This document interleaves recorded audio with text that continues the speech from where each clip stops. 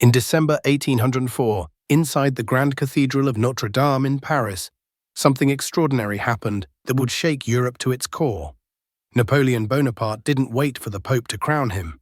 He grabbed the crown and placed it on his own head, declaring himself Emperor of the French. Talk about confidence. The Pope just stood there, probably thinking, well, this is awkward. The entire ceremony was a masterpiece of political theatre, designed to show the world that Napoleon answered to no one, not even God's representative on earth. Europe had never witnessed anything like it.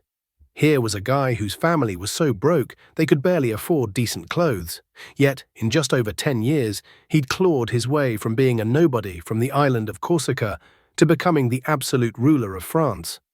It's like going from flipping burgers to running McDonald's in a decade. Except with way more cannons and dramatically fewer happy meals. His rise was so meteoric that it left European royalty scratching their heads and wondering how this short, foreign-born artillery officer had managed to outmaneuver them all. Revolution and endless warfare had paved Napoleon's bloody path to the throne. The French Revolution had been like a massive earthquake that shattered the old order, creating cracks and opportunities for ambitious men to climb through. Napoleon didn't just climb, he practically pole-vaulted his way to the top, stepping on anyone who got in his way. The revolution had created a power vacuum, and nature abhors a vacuum almost as much as it abhors a power-hungry Corsican with military genius. But here's the thing about getting power through war, you usually have to keep fighting to hold on to it. And boy, did Napoleon fight. His 10-year reign would unleash a conflict so massive and brutal that it would make previous European wars look like code playground squabbles. We're talking about battles where tens of thousands of men would die in a single day. Entire cities would be burned to the ground, and the map of Europe would be redrawn so many times that cartographers probably developed carpal tunnel syndrome. The scale of destruction was mind-boggling. Millions would die, entire countries would be wiped off the map, and the continent would be turned upside down like a snow globe in the hands of a hyperactive child. Families would be torn apart, ancient traditions would be destroyed, and the very concept of what it meant to be European would be forever changed. Napoleon wasn't just fighting wars, he was reshaping civilization itself. Hey there, history lovers. If you're enjoying this wild ride through one of history's most epic power grabs, smash that like button and hit subscribe. We've got tons more incredible stories coming your way that'll make your jaw drop and keep you on the edge of your seat. 8 months after Napoleon's self-coronation ceremony, Europe was already heating up like a pressure cooker about to explode. The French Empire, teamed up with Spain, was locked in a bitter fight with Britain. Napoleon had gathered a whopping 180,000 soldiers along the English Channel, all ready to hop across and give the British a very unwelcome visit. These weren't just any soldiers either. These were battle-hardened veterans who had been fighting almost non-stop for over a decade. The camps along the French coast were a sight to behold. Thousands of tents stretched as far as the eye could see, with soldiers drilling day and night, preparing for what they hoped would be the invasion that would finally bring Britain to its knees.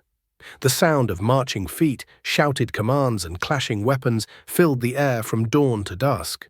Napoleon himself would ride among the troops, inspecting their preparations and boosting their morale with his presence.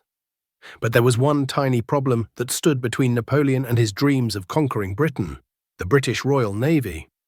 These guys owned the seas like they'd invented water itself. British sailors had been perfecting their craft for centuries, and their ships were floating fortresses bristling with cannons. The Royal Navy had been Britain's shield and sword for generations, protecting the island nation from invasion while projecting British power across the globe.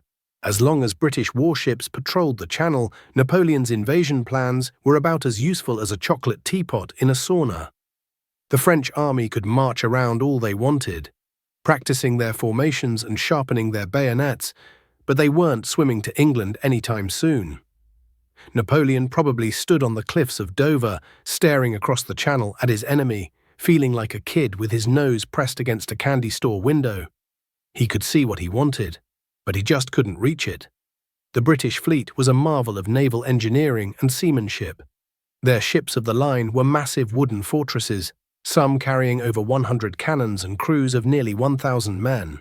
These vessels had been perfected through decades of naval warfare, and their crews were the most experienced sailors in the world. They knew every trick in the book when it came to naval combat, and they weren't about to let some upstart French emperor waltz across their home waters. On the flip side, Britain couldn't exactly waltz into France either.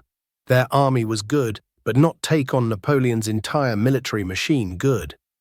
It would be like bringing a knife to a gunfight, except the gunfight involved hundreds of thousands of armed men spread across an entire continent. The British army was relatively small compared to the massive forces that Napoleon could field, and while British soldiers were well trained and disciplined, they simply didn't have the numbers to take on the French Empire in a direct confrontation. So British Prime Minister William Pitt, a clever fellow who understood that sometimes you need friends to beat up the school bully, decided to play matchmaker. He started throwing around diplomacy and cold hard cash to convince other European powers to join the anti-Napoleon club. Pitt was basically running a Hate Napoleon membership drive, complete with signing bonuses in the form of British gold. Pitt understood that Britain's greatest weapon wasn't its army or even its navy. It was its treasury. British merchants and manufacturers had been getting rich from global trade, and the government had access to financial resources that other European powers could only dream of. If Britain couldn't beat Napoleon with soldiers, maybe they could buy enough allies to do the job for them. Britain would become Napoleon's most persistent headache, like that annoying song you can't get out of your head, or that one friend who always brings up embarrassing stories from high school. British newspapers had an absolute field day mocking the French emperor, drawing cartoons of him as everything from a tiny tyrant to a power-hungry monster with delusions of grandeur. They were basically the original internet trolls, except with printing presses instead of keyboards and way better artistic skills. The British press was relentless in its attacks on Napoleon. They portrayed him as bony, a short, fat, ridiculous figure who was more clown than conqueror. These caricatures were wildly popular and helped shape public opinion, not just in Britain, but across Europe. The power of propaganda was already being understood and exploited, and the British were masters at it. The rivalry between Britain and France went way back. These two had been throwing punches at each other for centuries, both in Europe and in their overseas colonies. They fought over trade routes, colonial territories, and basically anything else they could think of. It was like the world's longest-running sibling rivalry, except with warships and international consequences. The two nations had been at each other's throats since the Middle Ages, with conflicts ranging from the 100 Years' War to more recent battles over control of India and North America. Each victory by one side was seen as a humiliation by the other, creating a cycle of revenge and retaliation that seemed to have no end. But Pitt could see that Napoleon's winning streak had made France dangerously powerful. The French emperor was like that friend who starts winning too many board games. Eventually, everyone else has to team up against them, or nobody gets to have fun anymore. France had gone from being one power among many to being the dominant force in Europe, and that made everyone else very, very nervous. Under Napoleon's leadership, France had become a military juggernaut that seemed unstoppable. French armies had swept across Europe, defeating coalition after coalition and redrawing the map according to Napoleon's wishes. Traditional powers like Austria and Prussia had been humiliated, while smaller states had been absorbed into the French Empire or turned into puppet kingdoms ruled by Napoleon's relatives. Pitt's solution was simple in concept, but tricky in execution: find other European rulers who were just as fed up with Napoleon's success and convince them to work together. And trust me, there were plenty of them. Most European monarchs looked at Napoleon the way your parents look at that friend who's a bad influence. They saw him as a dangerous product of the French Revolution, who threatened everything they stood for.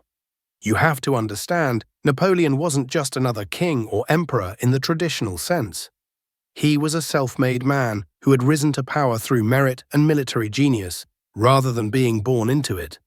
To the established monarchies of Europe, this was absolutely terrifying. If people started getting the idea that you didn't need royal blood to rule, where would it all end? Next thing you know, peasants might start demanding rights and representation. The horror. The concept of divine right, the idea that kings ruled because God had chosen them, was fundamental to European monarchy.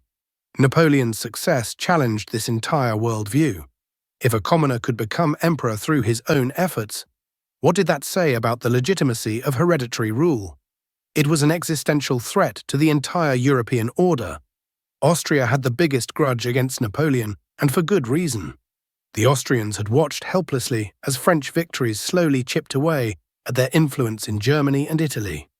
It was like watching someone else eat your lunch, one bite at a time, while you're stuck in detention and can't do anything about it. For centuries, Austria had been one of the major powers in Europe, with influence stretching across the continent. Now they were being pushed around by this upstart from Corsica, and it was driving them absolutely crazy. The Habsburg dynasty, which ruled Austria, had been around for so long that they probably had family trees that looked like entire forests. They were used to being treated with respect and deference. Having Napoleon treat them like just another obstacle to be overcome was a massive blow to their pride and their power. The Habsburgs had ruled the Holy Roman Empire for centuries, and they weren't about to let some French upstart destroy their legacy without a fight. The Holy Roman Empire itself was a particular sore point. This ancient institution, which had existed in various forms for over 1,000 years, was being systematically dismantled by Napoleon. German princes who had once owed allegiance to the Habsburg emperor were now looking to Paris for leadership. It was a humiliation that cut to the very core of Austrian identity. The final insult came in May 1805, when Napoleon decided he wasn't satisfied with just being Emperor of France. He crowned himself King of Italy too, right there in Milan. Because apparently, one crown wasn't enough for this guy's ego. It was like he was collecting royal titles the way some people collect baseball cards, except with significantly more political implications. The coronation in Milan was particularly galling to the Austrians because northern Italy had traditionally been within their sphere of influence. Austrian armies had fought and died to maintain control over Italian territories, and now Napoleon was casually declaring himself their ruler. It was a slap in the face that no self-respecting Habsburg could ignore. That was it. Austria had officially had enough. They joined forces with Russia, Sweden, Naples, and Britain to form what historians call the Third Coalition. Think of it as the original Avengers Assemble moment, except instead of fighting aliens, they were trying to stop one very ambitious Frenchman who seemed determined to conquer all of Europe. The formation of the Third Coalition was a diplomatic triumph for British gold and Austrian determination. Each member brought something different to the table. Britain provided money and naval power. Russia contributed massive armies. Austria offered experienced generals and strategic position, while Sweden and Naples added additional forces and bases of operation. The coalition came up with what they thought was a brilliant plan.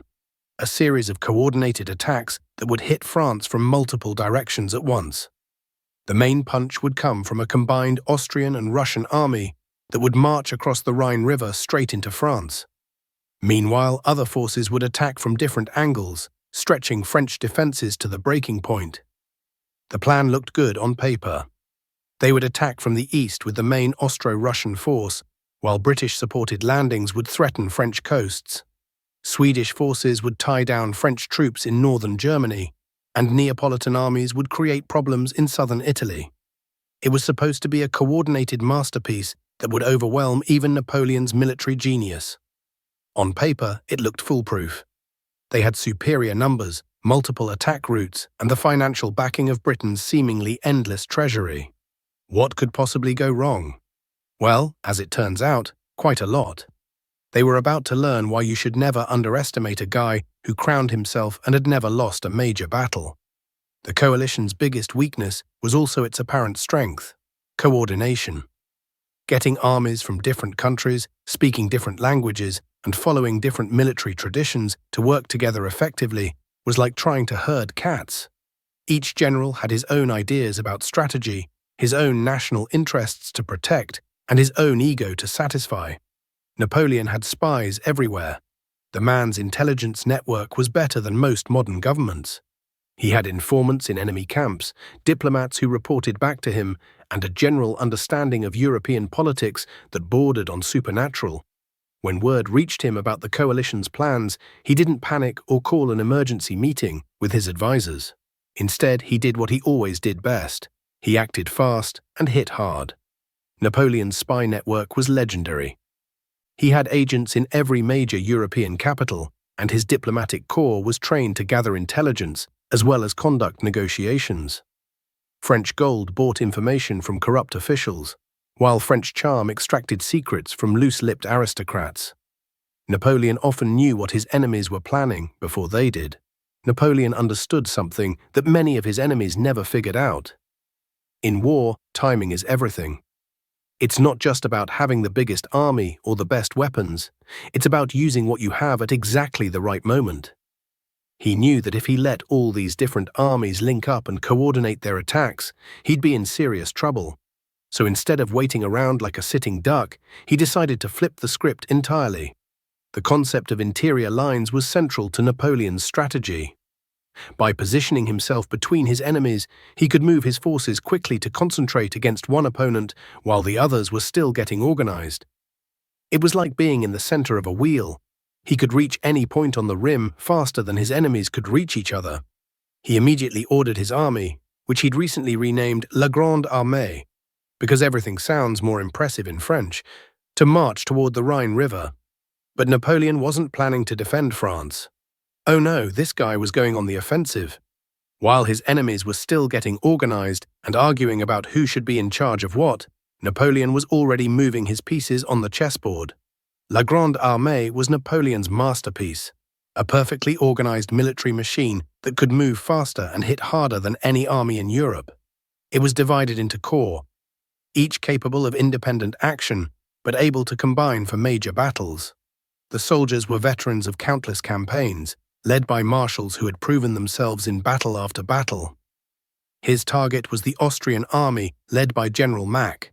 Now, poor General Mack had made what military historians politely call a strategic error, and what the rest of us would call a really dumb move. He'd gotten overly excited and advanced his troops into Bavaria, which happened to be allied with France, way ahead of schedule. This left his army sitting out there like a lone sheep surrounded by wolves, completely cut off from the other coalition forces. General Mack was a competent enough officer, but he had made the fatal mistake of underestimating Napoleon's speed and decisiveness. He had expected to have time to coordinate with the Russian army before facing any serious French opposition. Instead, he found himself isolated and facing the full might of La Grande Armée with no hope of immediate support. Napoleon looked at this situation and probably rubbed his hands together like a cartoon villain. Here was an entire Austrian army, isolated and vulnerable, just begging to be destroyed. It was like Christmas morning for a military genius. Instead of having to fight the entire coalition at once, he could pick them off, one by one, starting with the most exposed target. The opportunity was too good to pass up. By destroying Mack's army quickly, Napoleon could eliminate one major threat while sending a message to the other coalition members about what happened to those who challenged him. It was both a tactical and psychological masterstroke. What happened next became known as the Ulm campaign, and it was a masterclass in military strategy. Napoleon moved his Grande Armée with lightning speed, covering ground so quickly that the Austrians couldn't believe what was happening. While General Mack was still waiting for news from his scouts, French corps were already surrounding his position. The French moved like a well-oiled machine. Each corps took a different route, but all were coordinated to arrive at the same general area at the same time. It was like watching a perfectly choreographed dance, except the dancers were carrying muskets, and the stage was the entire German countryside. By October 1805, Napoleon had completely surrounded General Mack's army at the town of Ulm. The poor Austrian general found himself trapped with nowhere to run and no hope of rescue. The Russian army that was supposed to support him was still hundreds of miles away, and the other coalition forces were scattered across Europe. Mack tried to break out of the trap, but every direction he turned, he found French soldiers waiting for him. It was like being caught in a spider's web. The more he struggled, the more entangled he became. After a few desperate attempts to escape, Mack realized the hopelessness of his situation and surrendered his entire army. The surrender at Ulm was a catastrophe for the coalition. In one stroke, Napoleon had eliminated an entire Austrian army without fighting a major battle. Over 30,000 Austrian soldiers became prisoners of war, along with their equipment, supplies, and artillery. It was a humiliation that sent shockwaves across Europe. But Napoleon wasn't done yet. With Mac's army out of the way, he turned his attention to the approaching Russian and Austrian forces. The coalition still had significant armies in the field, but they were now demoralized and disorganized. The easy victory they had expected was turning into a nightmare. The Russian army, led by General Kutuzov, was retreating as fast as they could, trying to link up with another Austrian army before Napoleon could catch them. But Napoleon was like a bloodhound on the scent. Once he had his enemies on the run, he rarely let them escape. The chase across Central Europe was epic. Napoleon's soldiers marched through rain and mud, driven by their emperor's relentless energy and their own desire for victory. They covered distances that seemed impossible, appearing where their enemies least expected them and disappearing before effective resistance could be organized. Meanwhile, the coalition leaders were starting to panic. The easy victory they had promised their people was looking more and more unlikely.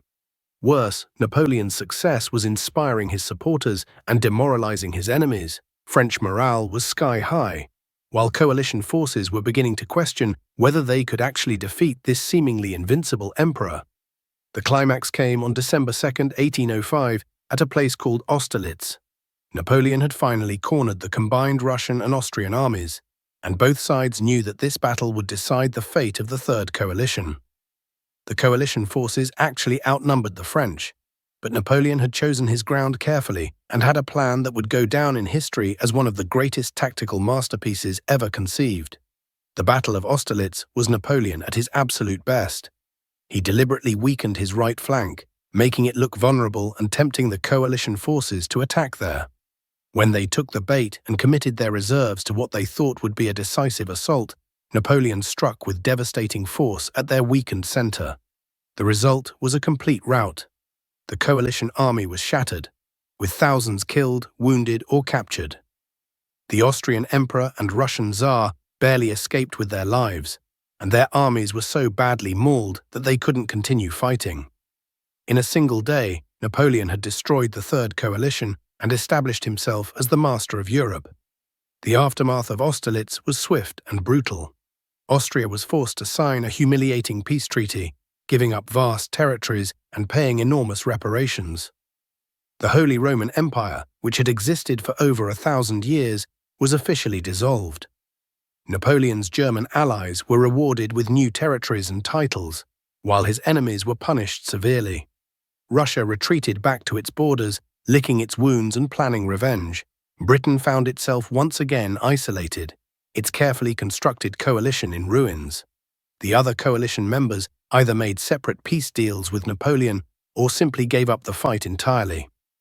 But Napoleon's greatest victory would also plant the seeds of his eventual downfall. His success made him overconfident and convinced him that he was truly invincible.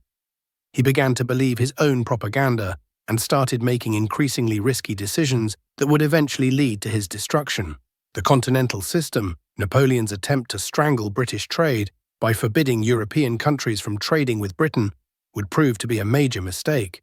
It hurt European economies more than it hurt Britain, and it gave Napoleon's enemies a rallying point for resistance.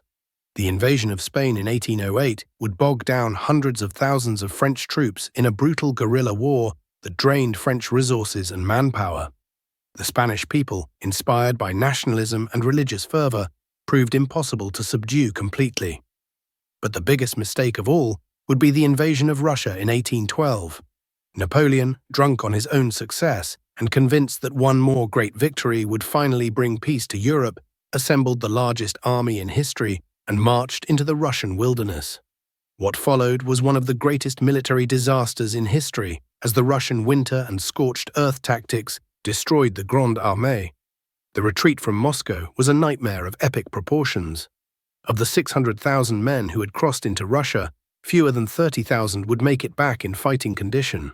Napoleon's aura of invincibility was shattered, and his enemies smelled blood in the water. The final coalition against Napoleon would prove to be his undoing. Britain, Russia, Austria, and Prussia put aside their differences and united in their determination to destroy the French emperor once and for all. The battles of Leipzig in 1813 and the campaign of 1814 would see Napoleon fighting desperately against overwhelming odds. Even then, Napoleon's military genius shone through. Outnumbered and outgunned, he fought a series of brilliant defensive campaigns that delayed his inevitable defeat. But the writing was on the wall. Europe had finally learned how to work together against him, and his own resources were exhausted. The end came in April 1814, when Napoleon was forced to abdicate and was exiled to the island of Elba. His brief return during the 100 Days would end at Waterloo, where the Duke of Wellington and Prussian Marshal Blucher would finally bring down the man who had dominated Europe for over a decade. Napoleon's legacy is complex and controversial.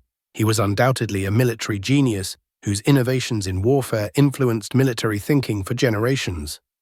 He also spread many of the ideals of the French Revolution across Europe, breaking down old feudal structures and promoting merit over birth. But he was also a dictator whose wars killed millions and whose ambition brought untold suffering to the continent. The Napoleonic Wars reshaped Europe permanently, creating new nations, destroying old empires, and setting the stage for the conflicts that would follow. In the end, Napoleon Bonaparte remains one of history's most fascinating figures. A man whose rise from obscurity to master of Europe reads like something out of a fantasy novel, but whose fall reminds us that even the mightiest can be brought low by their own hubris.